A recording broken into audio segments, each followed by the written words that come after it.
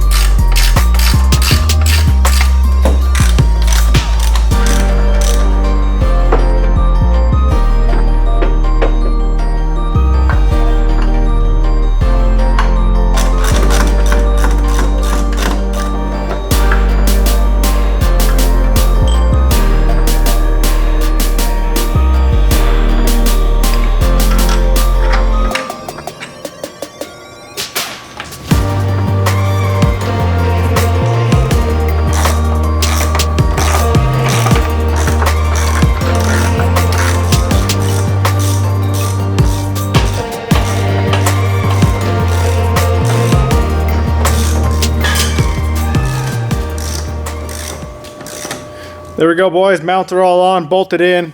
So those poly mounts definitely help. Those other ones were pretty hammered, so glad we got that done. So next, if you remember the last video when we did this exhaust, when I got it warmed up, it started running a little weird and idling super low. And the only thing I really changed was the front O2 sensor. So I bought a brand new one, supposed to be OEM Denso. But this is the box it came in. It doesn't even say Denso anywhere on it. I'm almost thinking it's a knockoff. I ended up putting this in the front. So what I'm gonna do is swap the O2 sensors, put the original one back in the front because they actually are the same part. The only difference is the length of wire. As far as I know, I did a little research on them. So I'm gonna swap them and see if that changes how it runs. And I might be sending that one back because it really doesn't look like OEM to me. So even the sensor, I'll show you the sensor itself when I pull it out. So this is the sensor that was in the truck originally. This is OEM, even says Toyota on it. So the plate and the sensor are one part on this one.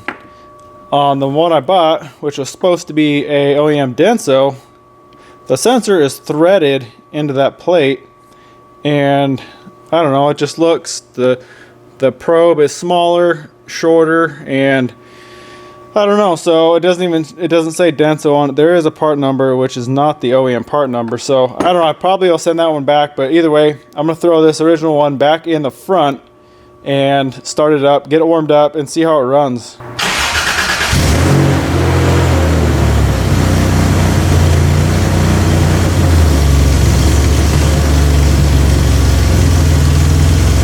Well, when it first started, it was missing really bad, and now it's smoothed out a little bit.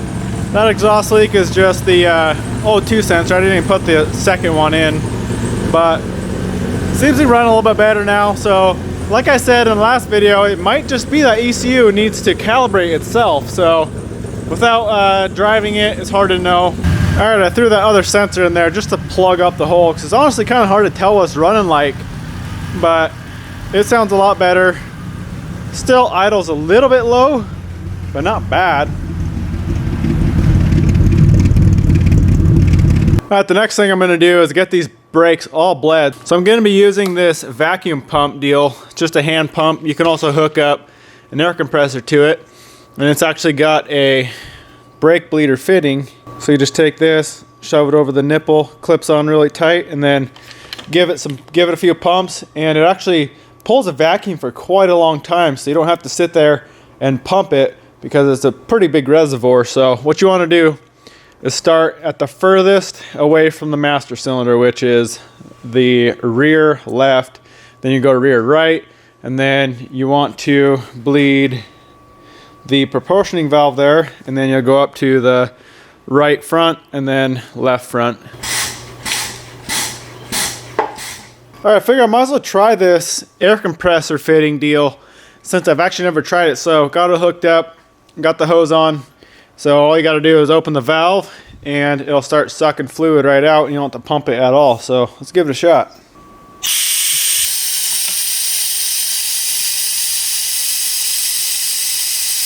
So we're just going to let that run until I don't see any air bubbles coming out, which already looks like there isn't, and then until the fluid is nice and clear. The first fluid that came out was pretty brown, so we might as well flush this whole system while we're at it.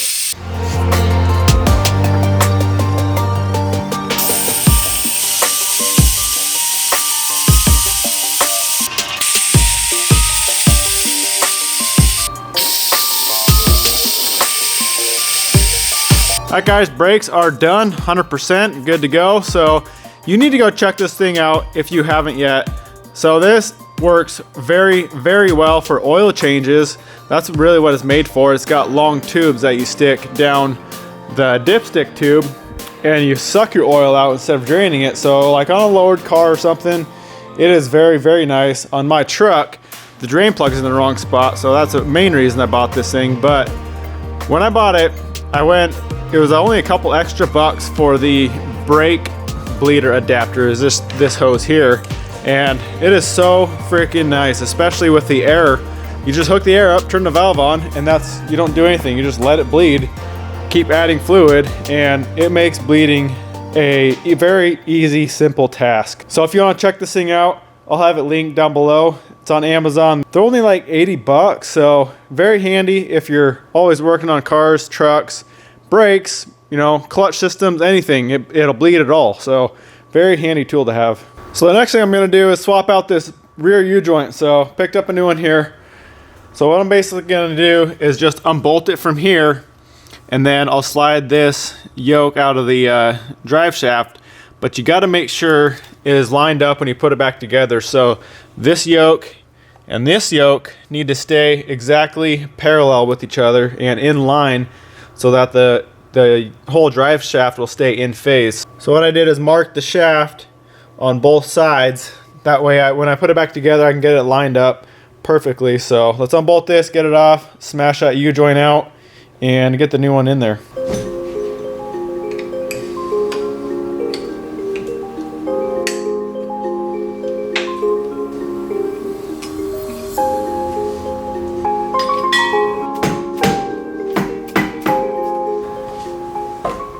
Alright guys, the first thing I'm going to do, spray it with some WD-40, because we got to pound these caps out, and they can be very, very tight.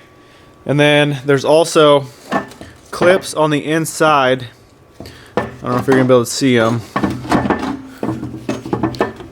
but they're right on the inside of the yoke on the U-joint, so we need to pull all those clips out. And this side doesn't even have one. The cap was so broken, looks like the clip just fell out. So what we got to do, pull the clips out, and then I'm gonna try the vise, since most of you probably have a vise and not a press.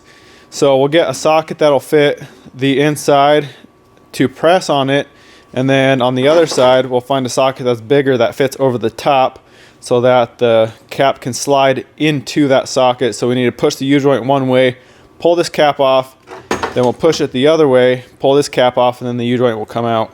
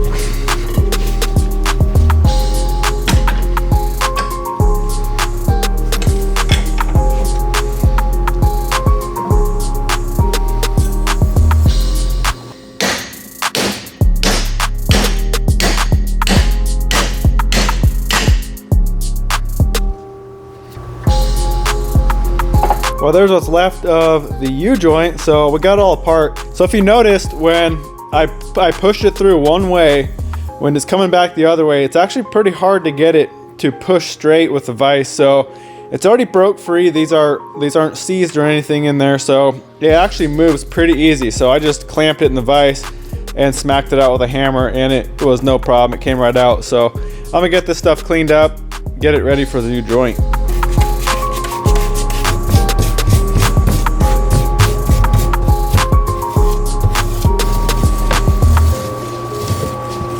So the assembly is basically the opposite of taking it apart, except a little bit easier. So we'll take the caps off, we'll get the joint in the yoke, and then we'll put the caps on either side, and then we can directly put it right in the vise and squeeze these caps onto the joint, and that'll get it close. And then we'll just have to use a socket to get it pushed all the way through the joint so that we're able to clip this on the inside of the yoke. So pretty simple. Let's get this thing together. And one other thing, pull your grease zerk so you're not breaking it. Just don't forget to put it back in.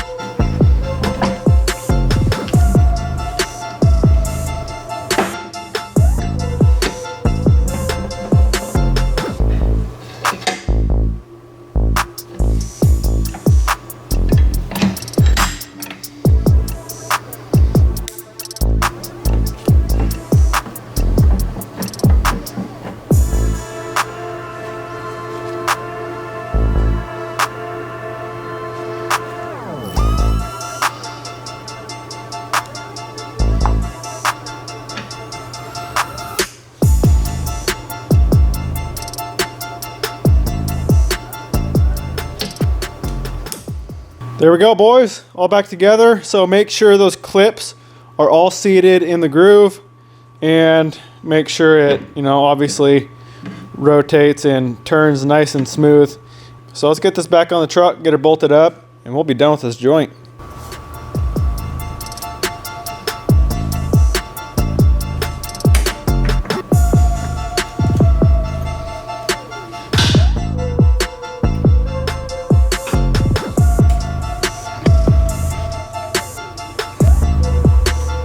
There it is, guys. So now would be a great time to go through and grease the whole shaft. And you might as well hit the front shaft, and you might as well hit your suspension, because nobody ever greases their stuff, clearly. That U-joint was completely dry. So there it is, guys. So anyone that tells you you can't do a U-joint in a vise is wrong. I just did it. And those are actually very, very tight. So one trick I had was when I was initially trying to press it out, it wasn't wanting to budge, and I had to hit it with a hammer. So I had to hit it right here. You can see the marks, and that just kind of puts a shock into the joint and help broke it free. So I'd hit it, tighten it up a little bit, hit it again, and do that until it was completely out. And after you break it free, it's actually pretty loose. So that's it for this one, guys. Like I said, go down in the description. There's a link to my Instagram page. So head to my Instagram to enter the giveaway for some AVR swag. I really hope you guys enjoyed the video. Give it a big thumbs up if you did, subscribe, and we'll see you in the next one.